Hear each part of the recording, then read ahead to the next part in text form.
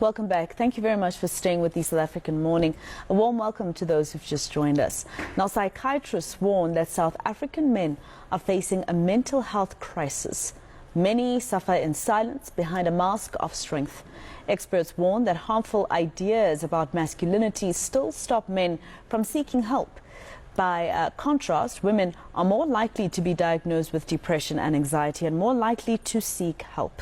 Let's discuss this now further with Dr. Alicia Porter, a member of the South African Society of Psychiatrists. And of course, Doc, good morning to you. We are discussing this because June is Men's Mental Health Month.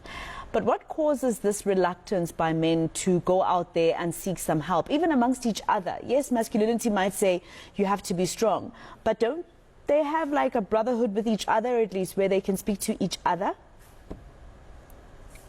Good morning, Mashiko. I think it's really got to do with how society views men, how boys are raised, and the narrative.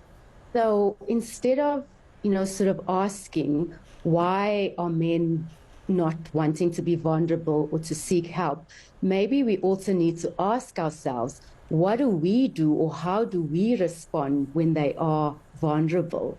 And so even, in male friendships, for example, they can talk about fitness, going to the gym, seeing the physio, but to talk about emotional issues is seen as a sign of weakness, and asking for help is considered a weakness. And so there's a lot of superficial relationships and parallel relationships where we're happy to play a game of paddle or squash or run together. But please, let's not talk about our emotional well-being. Sure. So what do the statistics show? 1 in 8 men will experience depression and 1 in 5 will struggle with anxiety at some point in their lives. What does this mean? Does it, what kind of signs do we look out for, maybe as family members, as wives, as mothers to men? So, the thing about anxiety and depression, particularly in men, is that it looks so different. It's very seldom that a man will say, I'm depressed, I'm sad, I'm anxious.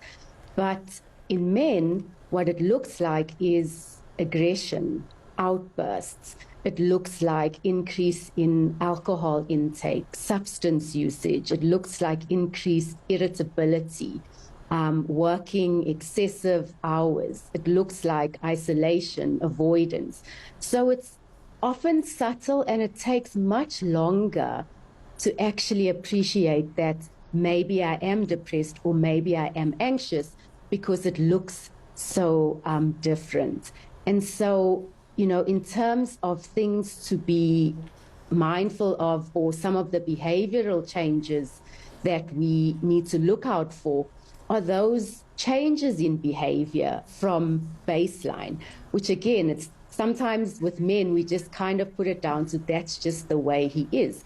But if there has been an increase in risk-taking behaviors or an increase in aggression, road rage, it's about that curiosity of what might be underlying that can't be articulated, but rather it's experienced. And so for men, it really is that behavior is communication, then coupled with sleep disturbances, appetite disturbances, a change in energy levels. And so it's those things that we need to be mindful of. All right, Doc, thank you so much for your time. Such an important topic. Hopefully we'll be able to explore it a bit more later on as we go through the month of June. That was Dr. Alicia Porter. She is a member of the South African Society of Psychiatrists. We'll see you at 8 a.m. with your top stories.